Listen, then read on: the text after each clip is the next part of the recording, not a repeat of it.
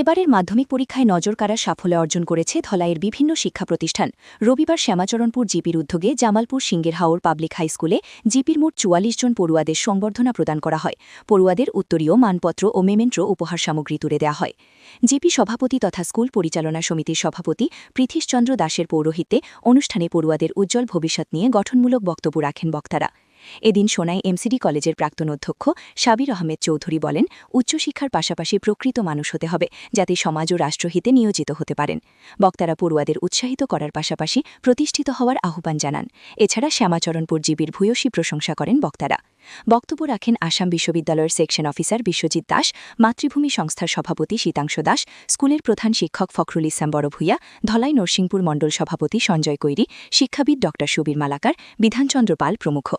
উপস্থিত ছিলেন আঞ্চলিক পঞ্চায়েত সভাপতি নির্মলকান্তি দাস, সপ্তগ্রাম জিপি সভাপতি আনোয়ার হোসেন লস্কর প্রমুখ।